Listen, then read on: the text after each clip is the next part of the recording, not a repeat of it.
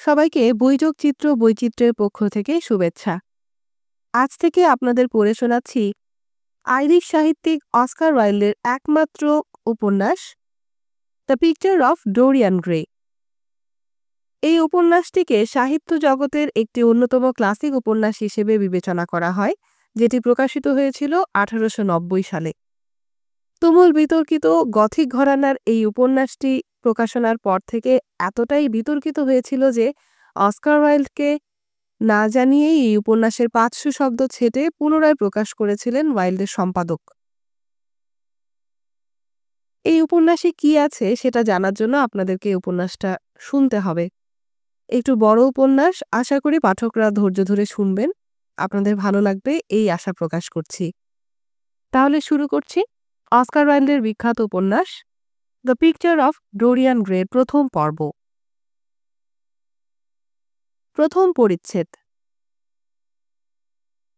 গোলাপ ফুলের মিষ্ট গন্ধে স্টুডিওটি মশগুল হয়েছিল, আর বাগানের ভেতরে গ্রীষ্মকালীন বাতাস ঘুরপাক খাওয়ার সময় খোলা দরজার মধ্যে দিয়ে লাইলাক ঝাড়ের ঘন সুবাস অথবা লাল ফুলে ভরা কাঁটা গাছের ঝোপ থেকে মিষ্টি মেভাজি একটা গন্ধ ছড়িয়ে পড়েছিল চারপাশে।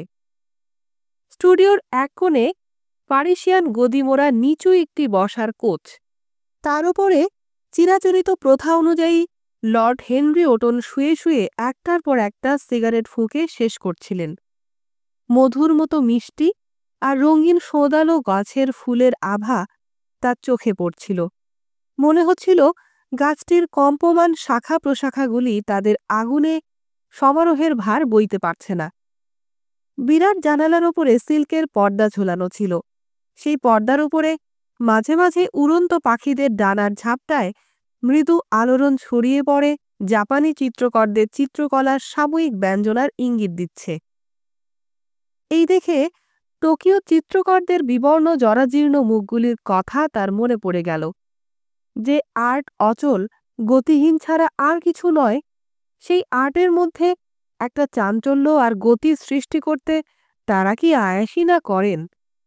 চারপাশে নিস্তব্ধ লম্বা ঘাসের মধ্যে অথবা ধুলিমলিন উডবাইন গাছের জড়ানো ডালের ভেতরে আসুরিক জেদ নিয়ে ঘূর্ণায়মান মৌমাছিদের ক্লান্ত গুঞ্জন সেই নিস্তব্ধতাকে আরও ক্লান্তিকর করে তুলেছিল। লন্ডন শহরের মৃদু গর্জন শুনে মনে হচ্ছিল দূরাগত কোনো সঙ্গীত যন্ত্রের উচ্চগ্রামের সুর ধ্বনিত হচ্ছে। ঘরের মাঝখানে ছবি আঁকার একটি খাড়াই ফ্রেম দাঁড় করানো, তার উপরে একটি যুবকের পূর্ণ প্রতিকৃতি দেখে মনে হল যুবকটির চেহারা অদ্ভুত সুন্দর। সেই প্রতিকৃতির সামনে সামান্য একটু দূরে চিত্রকর নিজে বসেছিলেন। চিত্রকরের নাম বেসিল হলওয়ার্ড। কয়েক বছর আগের হঠাৎ অন্তর্ধানের কাহিনীকে কেন্দ্র করে জনসাধারণের মধ্যে ভীষণ একটা উত্তেজনা জেগেছিল, আর সেই সঙ্গে মুখর হয়ে উঠেছিল নানা রকম অদ্ভুত অদ্ভুত গুজব।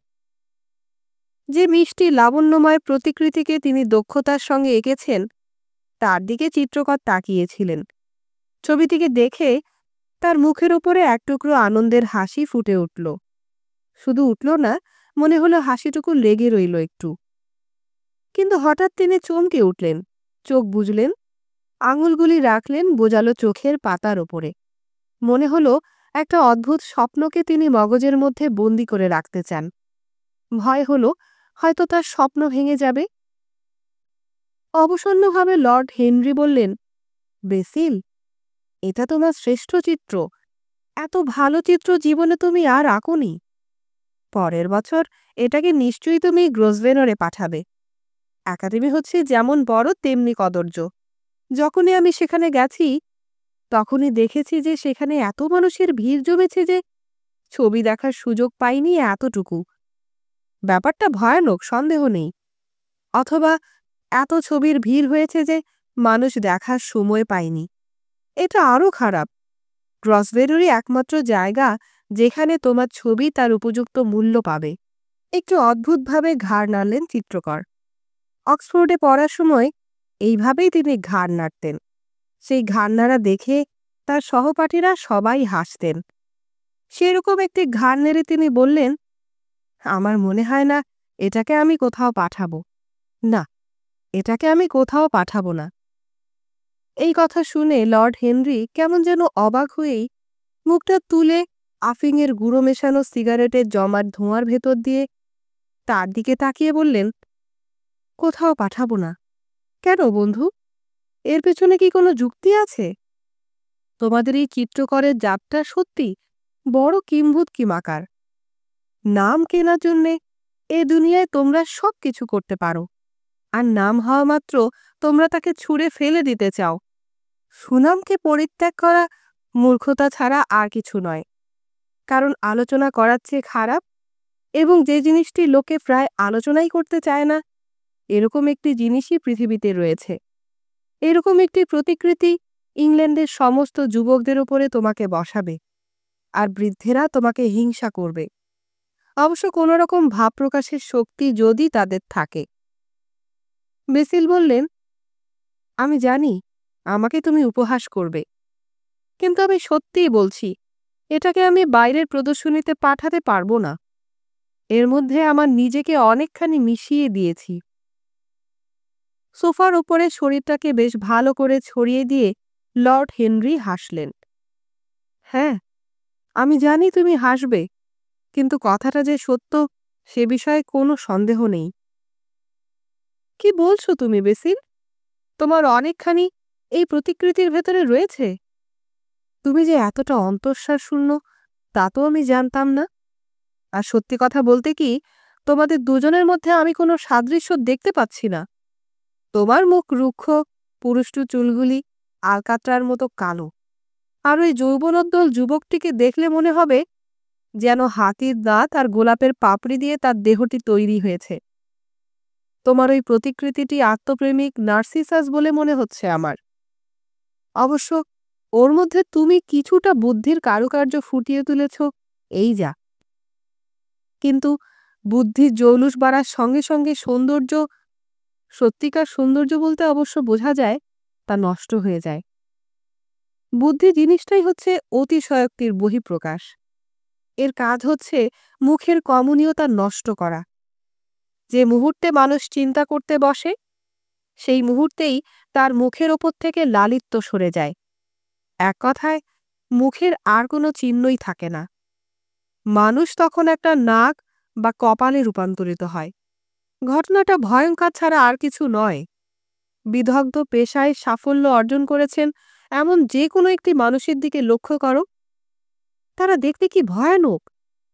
অবশ্য গির্জার পাদ্রী ছাড়া। কিন্তু সত্যিকার চিন্তা করার বালাই পাদ্রীদের নেই। 18 বছর বয়সে বিশপকে যা বলতে শেখানো হয়, 80 বছর বয়সেও তিনি তাই বলতে থাকেন।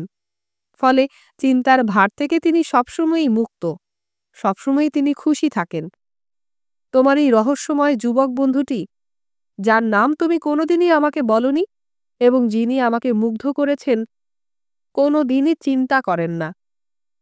এদিকে থেকে আমার কোনো সন্দেহ নেই, ভদ্রলোকটি নির্বোধ, সুন্দর মানুষ ছাড়া আর কিছু নয়। শীতকালে তাকিয়ে দেখার মতো যখন কোনো ফুল ফোটে না, তখন এখানে তার উপস্থিতি আমাদের আনন্দ দেবে।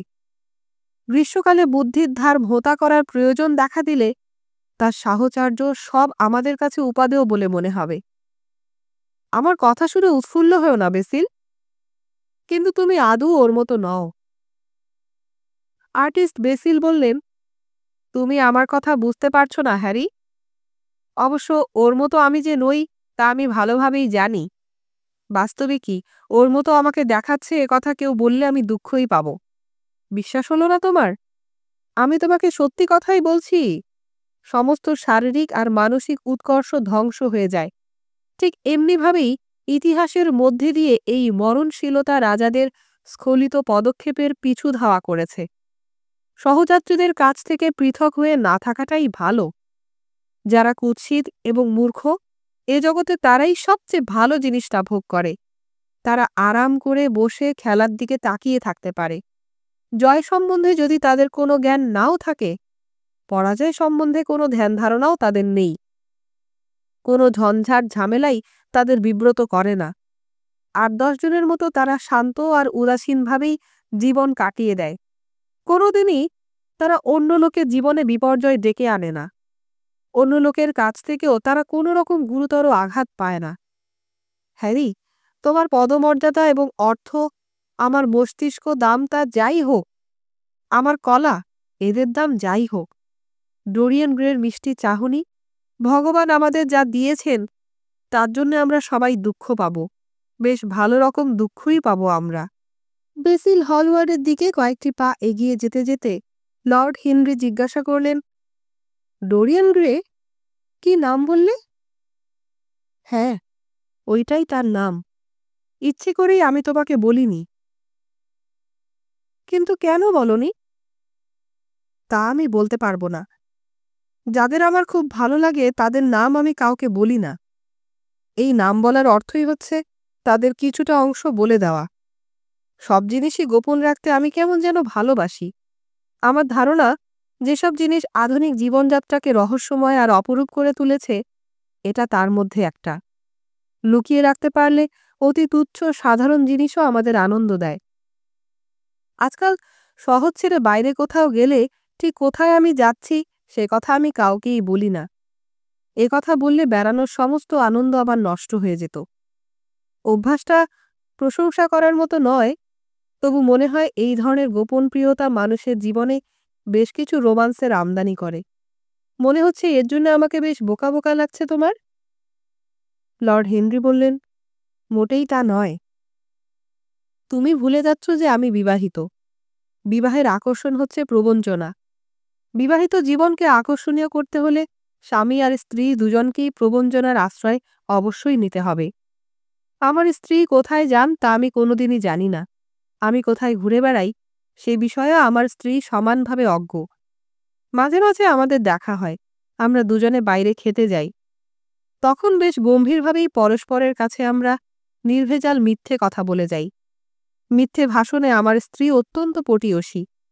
সত্যি কথা বলতে কি, আমার চেয়ে অনেক বেশি। কবে কার সঙ্গে দেখা করার তার কথা রয়েছে সে কথা তিনি একবারও ভুলে যান না, কিন্তু আমি ভুলে যাই। ফলে আমি যখন ধরা পড়ে যাই তখন তা নিয়ে তিনি এতটুকু হইচই করেন না। মাঝে মাঝে আমার মনে হয় একটু একটু হইচই করলেই হয়তো ভালো হতো, কিন্তু তিনি আমার দিকে তাকিয়ে একটু উপহাসের হাসি হাসেন মাত্র। স্টুডিওর একটা দরজা বাগানের দিকে খোলা ছিল। সেই দিকে পায়চারি করতে করতে বেসিল বললেন, হ্যারি, তোমার বিবাহিত জীবন সম্বন্ধে যেসব কথা তুমি বললে তা শুনতে মোটেই ভালো লাগলো না আমার।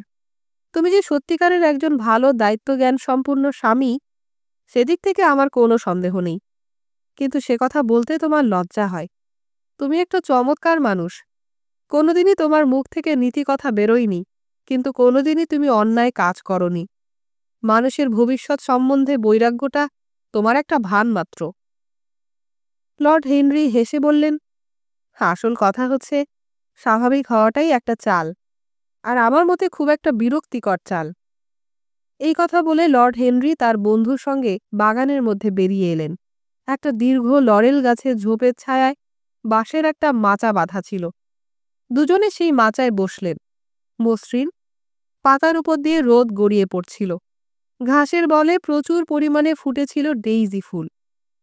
একটু চুপ করে লর্ড হেনরি তার পকেট ঘড়িটা টেনে নিলেন পকেট থেকে।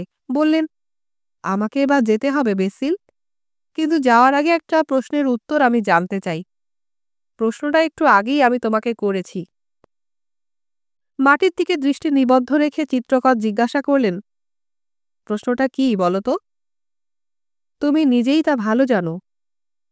আমি জানি না হ্যারি। বেশ, আমি তোমাকে তা বলছি।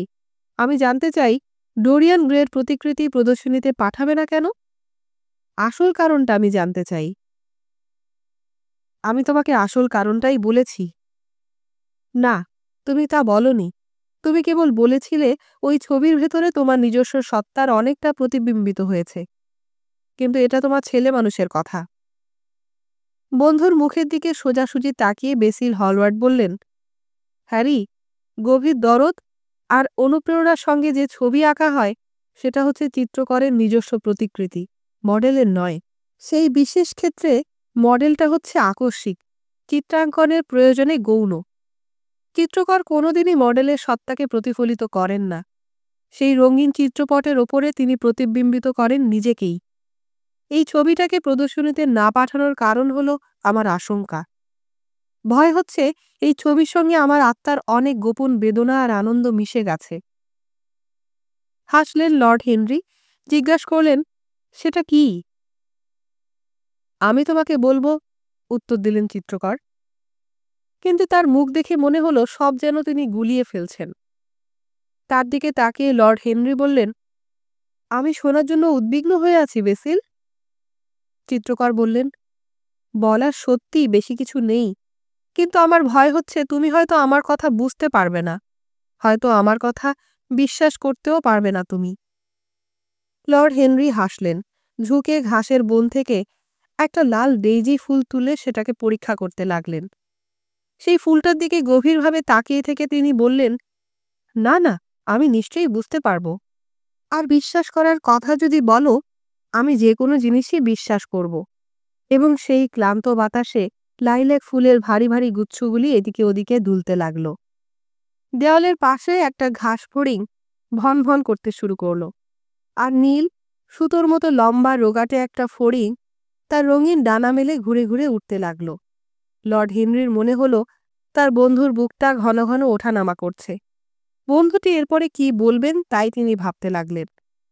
কিছুক্ষণ পরে চিত্রকর বললেন, ঘটনাটা হচ্ছে এই মাস 2 আগে আমি একদিন লেডি ব্র্যান্ডনের পার্টিতে গিয়েছিলাম। তুমি জানো, আমাদের মতো দরিদ্র আর্টিস্টের মাঝে মাঝে বাইরে লোকেদের সঙ্গে মেলামেশা করতে হয়, শুধু তাদের বোঝানোর জন্য যে আমরা বন্যপ্রাণী নই। তোমার কথাই ঠিক। সান্ধ্য পোশাক আর সাদা গলাবন্ধনী চড়িয়ে যে কোনো মানুষই, এমনকি একজন পাতি ব্যবসাদারও সভ্য আর সংস্কৃতিবান বলে পরিচিত হওয়ার সাহস রাখে। সেদিন মিনিট 10 আমি সুবেশা বিধবা আর বিরক্তিকর পণ্ডিতদের বিরাট সমাবেশে মিনিট 10 গল্পগুজব করেছি। এমন সময় হঠাৎ আমার মনে হলো একজন আমার দিকে তাকিয়ে আছে। আধখানা ঘুরে দাঁড়ালাম। সেই প্রথম ডোরিয়ান গ্রের সঙ্গে চোখাচোখি হলো। চোখাচোখি হওয়ার সঙ্গে সঙ্গে মনে হলো আমি যেন বিবর্ণ হয়ে গেছি। একটা অদ্ভুত ভীতি আমাকে গ্রাস করে বসল। বেশ বুঝতে পারলাম আমি এমন একজনের সংস্পর্শে এসে পড়েছি যার ব্যক্তিত্বের মোহিনী শক্তি এত প্রবল যে তাকে যদি সময়ে আমি প্রতিরোধ করতে না পারি, তাহলে সে আমার চরিত্র, আত্মা, আমার আর্ট সব গ্রাস করে ফেলবে। বাইরে থেকে কেউ আমার ব্যক্তিগত জীবনের ওপরে প্রভাব বিস্তার করবে, এ আমি চাই না। তুমি নিজেই জানো হ্যারি, চরিত্রের দিক থেকে আমি কতখানি স্বাবলম্বী। চিরদিনই আমি সেই রকমই ছিলাম, অন্তত ডোরিয়ান গ্রের সঙ্গে দেখা হওয়ার আগ পর্যন্ত। তারপর কিন্তু কি করে যে ব্যাপারটা তোমাকে বোঝাবো বুঝতে পারছি না। কে যেন বলে দিল জীবনে আমি একটি বিষম বিপদের সামনে এসে দাঁড়িয়েছি। কি জানি কেন আমার মনে হয়েছিল সে ভাগ্য আমার জন্য অনির্বচনীয় আনন্দ আর অবর্ণনীয় দুঃখ জমিয়ে রেখেছে। ভয় পেয়ে ঘর থেকে বেরিয়ে আসার জন্য আমি ঘুরে দাঁড়ালাম। বিবেক যে আমাকে এই কাজ করতে উদ্বুদ্ধ করেছিল তা নয়। আমার সেই মানসিক অবস্থাকে তুমি বরং কাপুরুষতা বলতে পারো। সেদিন সেখান থেকে পালিয়ে আসার চেষ্টার মধ্যে কোনো রকম জুৎসই কারণ আমি খুঁজে পাইনি। বিবেক এবং কাপুরুষতা সত্যি কথা বলতে কি একই বস্তু। বেসিল ব্যবসা প্রতিষ্ঠানের ব্যবসায়িক নাম হচ্ছে বিবেক, এই যা। হ্যারি, ও কথা আমি বিশ্বাস করি না। জানি তুমিও তা করো না। আমার উদ্দেশ্য যাই হোক, হয়তো সেটা আমার গর্বই হবে, এবং চরিত্রের দিক থেকে গর্বিত কিছুটা আমি ছিলাম। যে দরজার দিকে এগিয়ে যাওয়ার চেষ্টা করেছিলাম সে বিষয়ে কোনো সন্দেহ ছিল না। এগিয়ে যাওয়ার চেষ্টা করতেই লেডি ব্র্যান্ডনের সঙ্গে ধাক্কা খেলাম। তিনি চিৎকার করে উঠলেন, মিস্টার এলওয়ার্ড, এত তাড়াতাড়ি আপনি নিশ্চয়ই পালিয়ে যাচ্ছেন না? তার গলার সেই অদ্ভুত স্বরটা নিশ্চয়ই তোমার মনে রয়েছে। লর্ড হেনরি বললেন, রয়েছে। সৌন্দর্য বাদ দিয়ে ভদ্রমহিলা একেবারে ময়ূরকণ্ঠী। এই বলে দুর্বল আঙ্গুলগুলি দিয়ে তিনি একটি ডেইজি ফুল ছিঁড়তে লাগলেন। বেসিল বলে গেলেন, আমি তাকে এড়াতে পারলাম না। তিনি অনেকের সঙ্গে আমার পরিচয় করিয়ে দিলেন। তাদের মধ্যে ছিলেন রাজবাড়ির অতিথি, খেতাবধারী পুরুষ, বড় বড় টায়রা পরা সুচলো নাকধারিণী মহিলা। সকলের কাছেই তিনি আমার পরিচয় দিলেন তার প্রিয় বন্ধু হিসেবে। এর আগে মাত্র একবার তার সঙ্গে আমার দেখা হয়েছিল। কিন্তু আমি যে একজন মহান ব্যক্তি এইরকম একটা ধারণা তার মগজে ঢুকেছিল। আমার বিশ্বাস, আমার কোনো একটা ছবি সেই সময় বেশ নাম করেছিল। অন্তত ঊনবিংশ শতাব্দীর নীতিহীন ধ্বজাধারী সস্তা দামের কিছু সংবাদপত্র সেই ছবিটি নিয়ে বেশ হইচই করেছিল। যে যুবকটির ব্যক্তিত্ব আমাকে ওইরকম অদ্ভুতভাবে নাড়া দিয়েছিল, হঠাৎ দেখলাম সেই যুবকটির সামনাসামনি এসে হাজির হয়েছি আমি। খুব কাছাকাছি এসেছি আমরা, যাকে বলে স্পষ্ট দূরত্বের মধ্যে। আবার আমাদের চোখাচোখি হলো। হঠকারিতার সন্দেহ নেই, কিন্তু তার সঙ্গে পরিচয় করিয়ে দেওয়ার জন্য আমি সেদিন লেডি ব্র্যান্ডনকে অনুরোধ করেছিলাম। হয়তো একেবারে হঠকারিতাও নয়, আলাপ হওয়াটা ছিল অবশ্যম্ভাবী। কোনোরকম পরিচয় করিয়ে দেওয়ার মানুষ না থাকলেও হয়তো আমরা নিজেরাই আলাপ করতাম, সে বিষয়ে আমার কোনো সন্দেহ ছিল না। পরে ডোরিয়েনও আমাকে সেই কথাই বলেছিল। তার মনে হয়েছিল ভাগ্যই আমাদের পরস্পরের সঙ্গে পরিচয় করিয়ে দিত। তার বন্ধু জিজ্ঞাসা করলেন, এবং লেডি ব্র্যান্ডন তার সেই অদ্ভুত বন্ধুটির কি পরিচয় দিলেন? আমি জানি অতিথিদের বর্ণনা করার সময় তিনি বেশ দ্রুত এবং সংক্ষিপ্তভাবে তাদের গুণের বর্ণনা দেন। বেশ মনে পড়ে, ভদ্রমহিলা একবার একটি বর্বর, সমস্ত শরীরে সরকার দেওয়া খেতাবাটা এক বৃদ্ধের কাছে আমাকে নিয়ে গিয়ে আমার কানে ফিসফিস করে তার অজস্র গুণের বর্ণনা দিয়ে গেলেন। তার সেই ফিসফিসানি কেবল যে ঘরের প্রতিটি লোকের কানে গিয়ে পচেছিল তাই নয়, ভদ্রলোকের গুণাবলীর বর্ণনা তার মুখ থেকে শুনে আমিও কেমন যেন হতচকিত হয়ে পড়েছিলাম। এরপরেই আমি স্রেফ কেটে পড়লাম। আমার সমগোত্র অথবা আমার পছন্দমতো মানুষ খুঁজে বার করতে আমি চাই। কিন্তু ভদ্রমহিলার ব্যাপার স্বতন্ত্র। নিলামকারীরা যেভাবে তাদের জিনিসপত্রের দাম ধার্য করে, আমাদের ওই ভদ্রমহিলাটির কাছেও তার অতিথিদের মূল্য নির্ধারণের প্রণালীটি ঠিক সেই অতিশয় হয়। তিনি তাদের সরিয়ে রাখেন, অথবা তাদের সম্বন্ধে এমন কিছু নেই যা তিনি অপরকে বলেন না। বাদ দেন কেবল সেইটুকু যেটুকু সবাই জানতে চায়। হলওয়ার্ড একটু অন্যমনস্কভাবেই বললেন, ভদ্রমহিলার ওপরে অতটা কঠোর হয়েও না হ্যারি। হায়, হতভাগ্য নারী লেডি ব্র্যান্ডন। অতিথিদের জন্য তিনি একটি আপ্যায়ন কক্ষ তৈরি করতে চেয়েছিলেন, কিন্তু যা করতে পেরেছিলেন তা হচ্ছে একটি রেস্তোরাঁ। তাকে আমি প্রশংসা করব কেমন করে? কিন্তু সেসব কথা থাক। ডোরিয়ান গ্রেস সম্বন্ধে তিনি তোমাকে কি বললেন সেইটাই আমাকে বলো। তেমন কিছু নয়। চমৎকার ছেলে, ওর মা আর আমি, যাকে বলে একেবারে হরিহর আত্মা। ও যে ঠিক কি করে তা আমার স্মরণ হচ্ছে না। সম্ভবত কিছুই করে না। হ্যাঁ হ্যাঁ, করে বটে, পিয়ানো বাজায়। পিয়ানো না বেহালা? এই কথা শুনে আমরা দুজনেই হেসে ফেললাম, কিন্তু আমাদের মধ্যে সংকোচ কেটে গেল। আমরা বন্ধু হয়ে গেলাম। আর একটা ডেইজি ফুল তুলে নিয়ে লর্ড হেনরি বললেন, বন্ধুত্বের শুরুতে হাসি ঠাট্টা সূচনা হিসেবে খারাপ নয়, আর বন্ধুত্বের সমাপ্তিও ওর চেয়েও ভালো জিনিস আর বোধহয় নেই। হলওয়ার্ড মাথা নেড়ে বললেন, বন্ধুত্ব আসলে জিনিসটা কি তা তুমি বোঝো না হ্যারি, অথবা শত্রুতা বলতে ঠিক কী বোঝায় তাও হয়তো তোমার অজানা। সবাইকেই তুমি পছন্দ করো, অর্থাৎ সকলের ওপরেই তুমি সমানভাবে উদাসীন। টুপিটা মাথার পেছনে একটু ঠেলে দিয়ে নীলকান্তমণি খচিত শূন্য গ্রীষ্মকাশের বুকে সাদা দুধের ফেনার মতো যে ছোট ছোট মেঘের টুকরো ভেসে বেড়াচ্ছিল সেই দিকে তাকিয়ে লর্ড হেনরি বললেন, কি অন্যায় তোমার! নিশ্চয়ই 100 বার অন্যায়। মানুষ আর মানুষের মধ্যে তফাৎ রয়েছে আমার কাছে।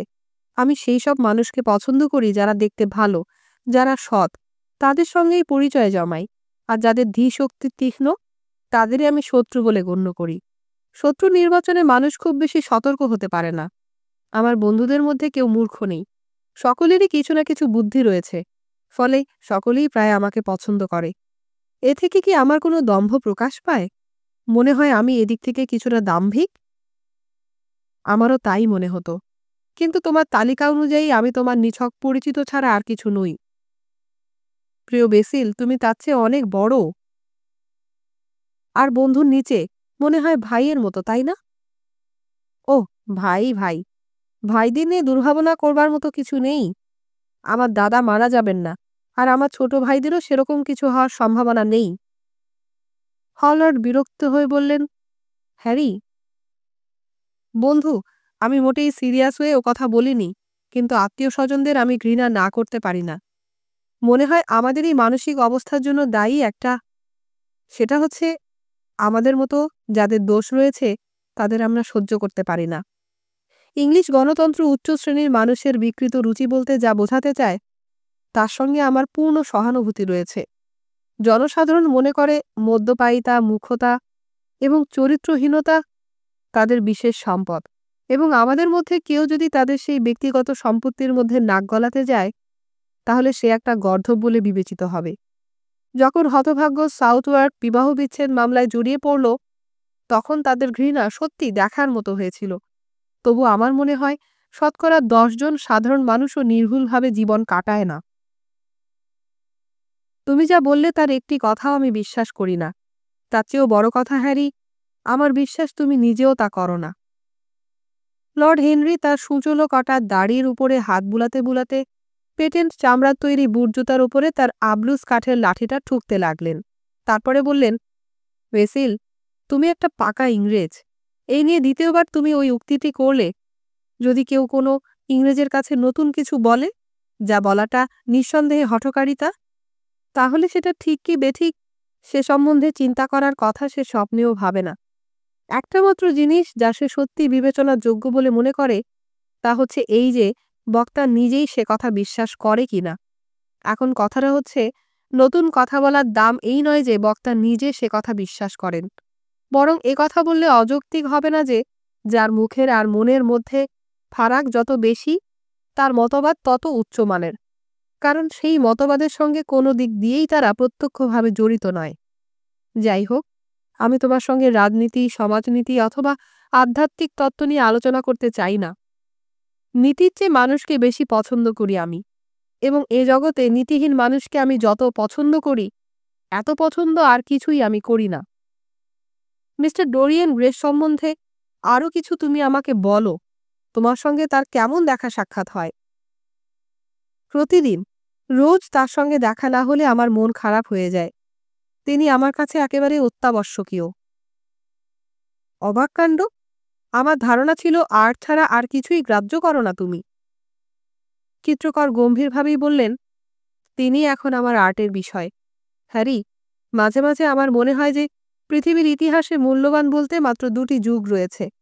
প্রথমটি হলো আর্টের নতুন বিষয়বস্তুর আবির্ভাব, দ্বিতীয়টি হলো সেই আর্টের জন্য নতুন ব্যক্তিত্বের আবির্ভাব। ভেনিসিয়ানদের কাছে তৈলচিত্রের আবিষ্কারের দাম যা, পরবর্তী যুগের গ্রিক ভাস্কর্যের কাছে অ্যান্টিনোসের মূল্য যেরকম, ডোরিয়ান গ্রের মুখও একদিন আমার কাছে সেই রকম মূল্যবান হয়ে দেখা দেবে। সে আমার কাছে নিছক মডেল নয়। প্রতিকৃতি আঁকার জন্য তার কাছ থেকে যতটুকু নেওয়ার দরকার তার প্রায় সবটুকুই আমি নিয়েছি, কিন্তু নিছক মডেলের চেয়ে সে আমার কাছে অনেক বড়। আমি তোমাকে একথা নিশ্চয়ই বলবো না যে তার কাছ থেকে আমি যেটুকু পেয়েছি তাতে আমি খুশি নই, অথবা তার সৌন্দর্য এমন একটা জিনিস যে আর্ট তা প্রকাশ করতে পারে না। আর এটাও আমি জানি যে ডোরিয়ান গ্রের সঙ্গে দেখা হওয়ার পর আমি যে ছবি এঁকেছি তা সত্যিই ভালো, অথবা আমার জীবনের ওটি শ্রেষ্ঠ ছবি। কিন্তু কেন জানি না, বললে তুমিও হয়তো বিশ্বাস করবে না, তার ব্যক্তিত্ব চিত্রকলার সম্বন্ধে একটি নতুন রীতি, একটি সম্পূর্ণ নতুন আঙ্গিকের সন্ধান দিয়েছে। এখন আমি প্রতিটি জিনিস অন্যভাবে দেখি, প্রতিটি জিনিসের সম্বন্ধে অন্যভাবে চিন্তা করি। এখন আমি কোনো জিনিসকে নতুনভাবে সৃষ্টি করি। এই শক্তি এতদিন আমার ছিল না। চিন্তার দিনগুলিতে কল্পনার আভাস, কথা কে বলেছেন বলো তো? আমার ঠিক মনে পড়ছে না, কিন্তু আমার কাছে ডোরিয়ান গ্রে ঠিক সেইভাবেই প্রতিভাত হয়েছে। বয়স তার 20 খুব বেশি নয়। আমি তাকে বালক ছাড়া আর কিছুই ভাবতে পারি না।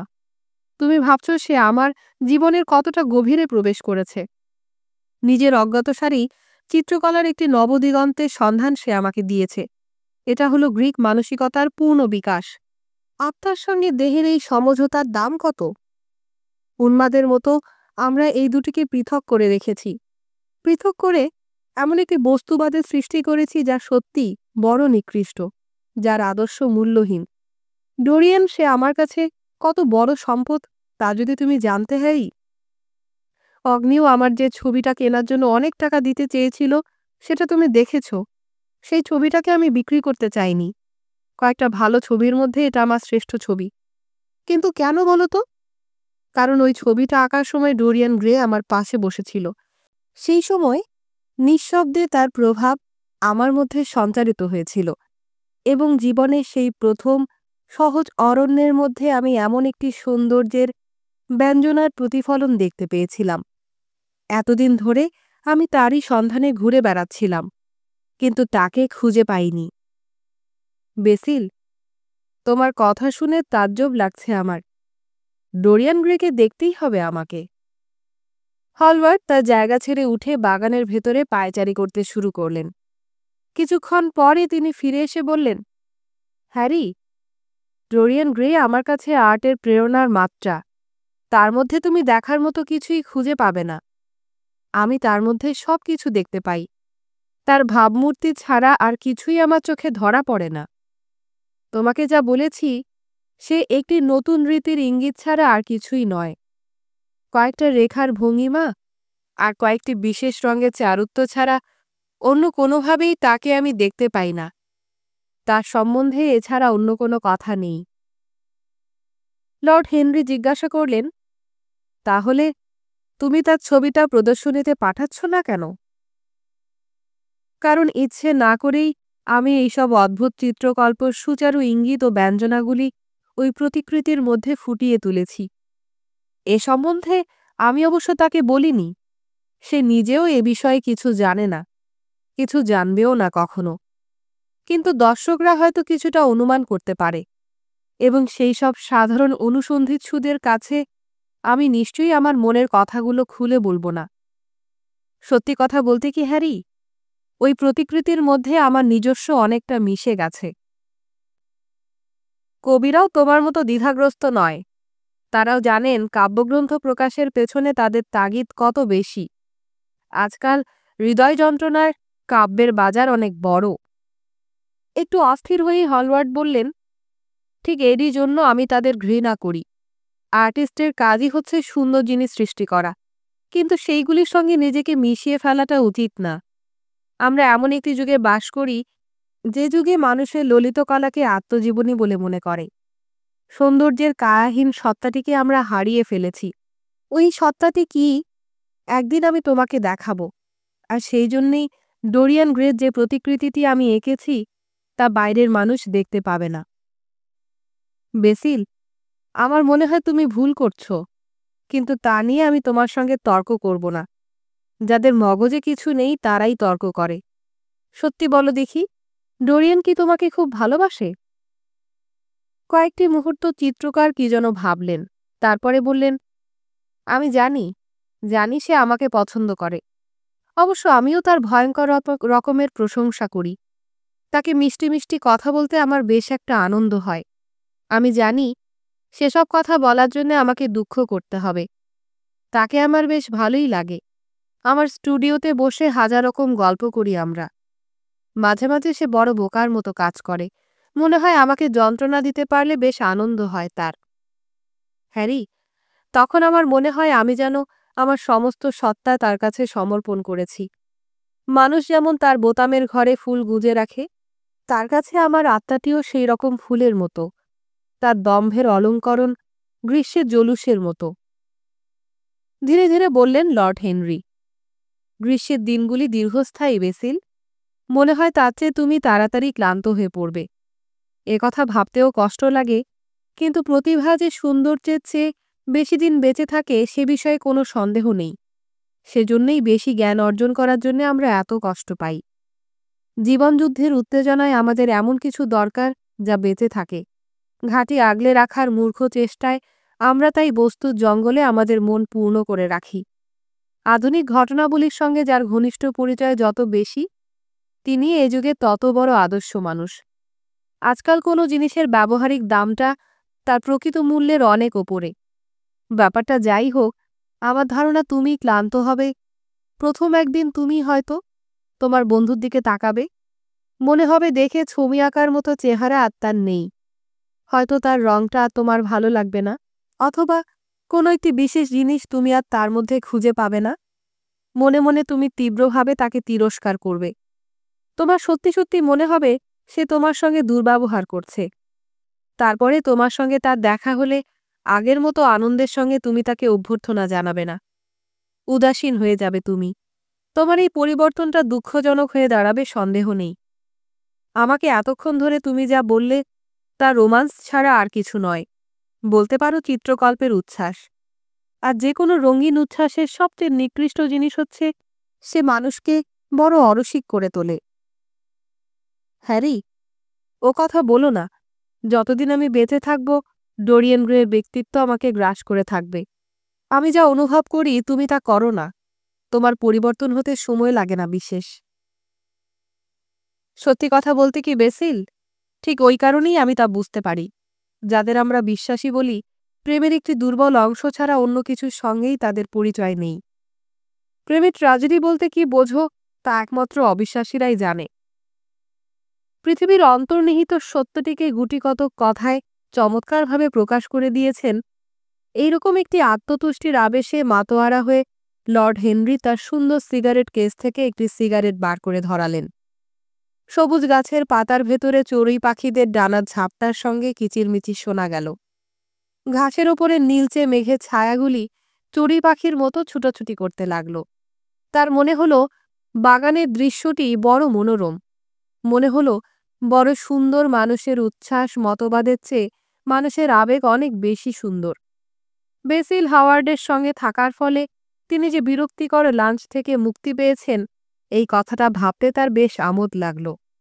মাসির বাড়িতে লাঞ্চ খেতে গেলে নিশ্চয়ই লর্ড গুজবডির সঙ্গে তার দেখা হতো এবং তাদের আলোচনা চলত দরিদ্র বোর্ডলি আর আদর্শ আবাস বলতে কী বোঝায় তাই নিয়ে। যাদের নিজেদের জীবনে এই দুই জিনিসের কোনো প্রয়োজনীয়তা নেই, সেই দুটি জিনিসের গুণাবলী নিয়ে দুদলই আলোচনা করতেন সমান উত্তেজনা নিয়ে।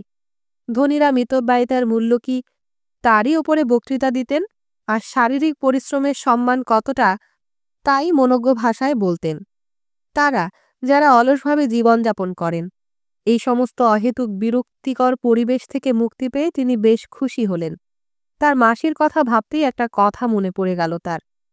তিনি হলওয়ার্ডের দিকে ঘুরে বললেন, বন্ধু, একটা কথা মনে পড়েছে আমার। কি মনে পড়েছে?